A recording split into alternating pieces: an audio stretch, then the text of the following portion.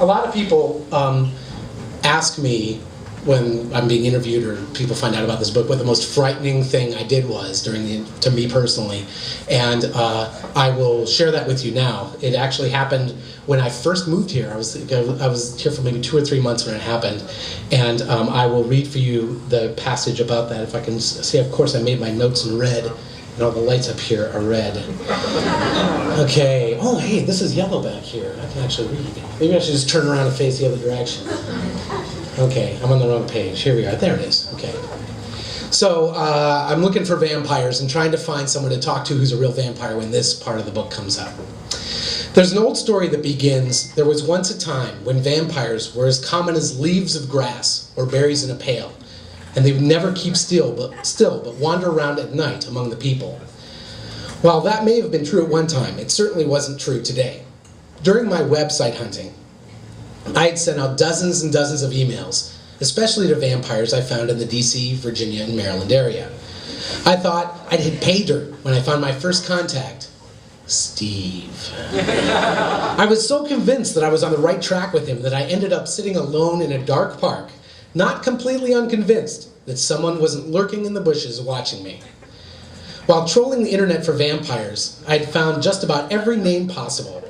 Garth, Marina, Vigil, Ahab, Death Angel, Bug, Crimson, Lady Ray, dozens of vlogs, and Steve.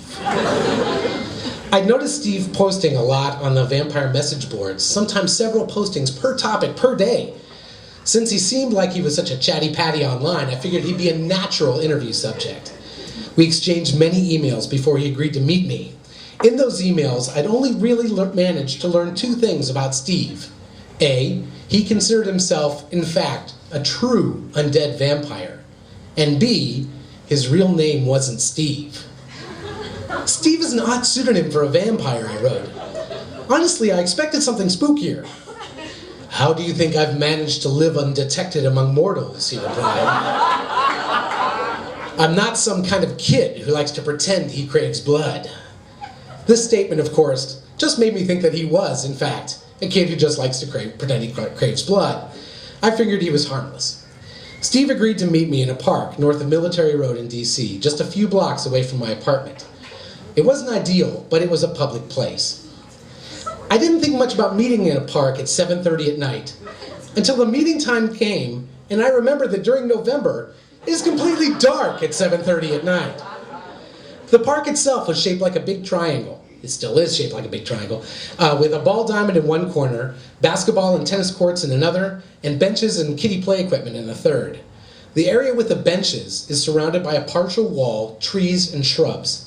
The park was completely empty when I arrived, though an occasional person did pass along the sidewalk.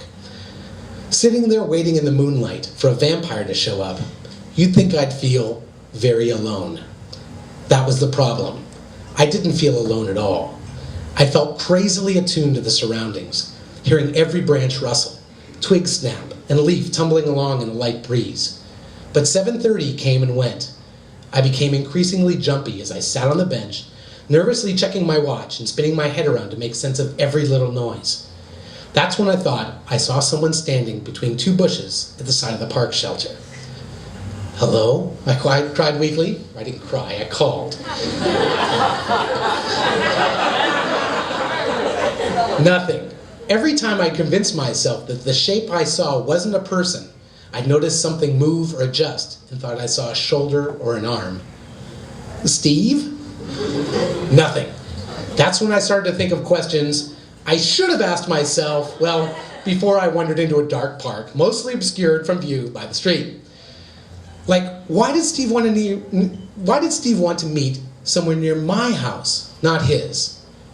Why would Steve choose to hide in the bushes instead of waiting on a bench or outside on the sidewalk? Why would I agree to do something like this in the first place? I don't care how much you paid for this book. This shit simply is not worth it. After sitting there for a moment, fondling my cell phone, I stood up and took a step towards the bushes. I'm sorry, is somebody there? I can't see you. A car passed along the side street. At first I could see the headlights drift in between the bushes. Then something swung between the bushes and blocked the light. Whatever it was, a thick tree branch, a very big squirrel, a vampire, Nutty Kid convinced he was a vampire, and moments away from proving it, there was something in the bushes other than bushes. I realized that whatever it was, continuing to walk towards it was, a mistake. Without saying anything else to whoever or whatever it was, I dashed out the gate and was about a half a block down the sidewalk, all in about 4 seconds. As soon as I got home, I tried emailing Steve to ask what happened to our meeting.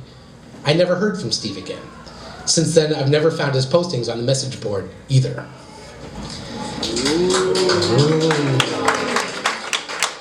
Here's the thing, that email address is still active because it never bounces back. And just for fun, I emailed Steve and said, "Just want to let you know I'm reading at Wonderland, so you may be here."